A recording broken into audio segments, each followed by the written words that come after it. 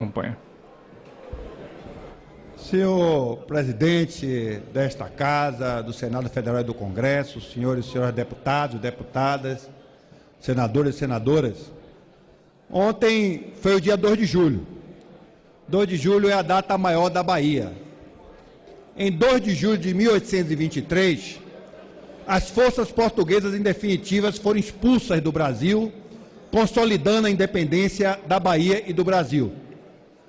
Deputados e senadores da bancada baiana lutam nesta casa para que o 2 de julho seja reconhecido como uma data não só baiana, mas uma data nacional, porque foi no 2 de julho de 1823 que o Brasil, em definitivo, ele ficou livre do jugo das forças portuguesas.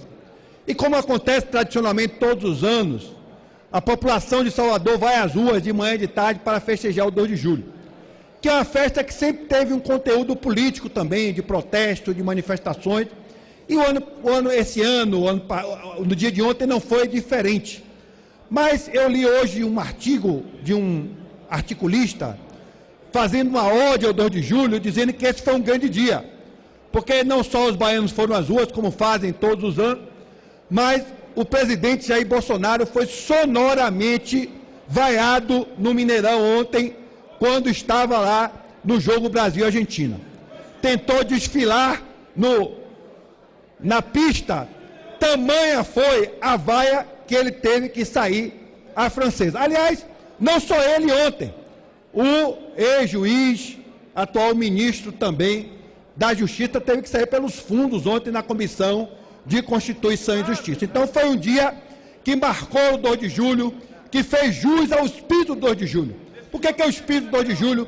O espírito de transformar o Brasil num país independente, soberano. No 2 de julho teve participação popular. E esse governo, que é o governo de Bolsonaro, é o governo que vem atentando contra a nossa soberania, que quer transformar o Brasil numa neocolônia de interesses estrangeiros, particularmente dos interesses dos Estados Unidos, entregando nossas riquezas, entregando o pré-sal, ameaçando privatizar ativos estratégicos do Brasil, como a Petrobras, Correio, Eletrobras, bancos públicos. É um governo que não tem uma política para combater essa tragédia nacional que é o desemprego. Pelo contrário, todas as medidas do governo Bolsonaro são medidas que só aumentam o desemprego no Brasil. E todas as aberturas, as iniciativas que esse governo toma é para fragilizar o nosso parque produtivo, para desindustrializar o nosso país e para aumentar o desemprego também. E ontem, aqui nesta casa, o ministro Sérgio Moro veio para dar explicações e não conseguiu, porque o que ficou muito claro é que quando ele foi juiz, ele não agiu como a Constituição estabelece. Ele não foi um juiz imparcial, ele não foi um juiz que respeitou o devido processo legal, o Código de Processo Penal. E quem diz isso não é o deputado Nelson Pellegrino. Há várias representações no Conselho Nacional de Justiça e nos tribunais superiores que reconhecem, inclusive, as arbitrariedades praticadas pelo ex-juiz. Inclusive, o finado ministro do Supremo Tribunal Federal, Teori Zavascki, em votos memoráveis, reconhecendo nulidades e ilegalidades do juiz Sérgio Moro. E o que me parece que o modus operandi, quando ele era juiz, ele trouxe para o Ministério da Justiça. Se como juiz já seria grave, por si só capaz de nulificar muitos processos que ele funcionou, que essa que é a grande verdade, essas práticas, agora não.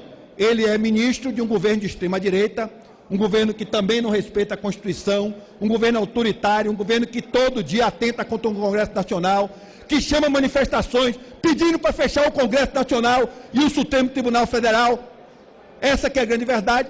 Agora, como ministro, ele realmente está agindo de forma como ele sempre agiu, de forma parcial, sempre fechando os olhos para algumas coisas e sendo rigoroso para as outras. E aqui não vem com esse discurso de quem é contra a favor da Lava Jato, porque ninguém é a favor da corrupção, mas nós somos contra a seletividade, nós começamos a fechar os olhos.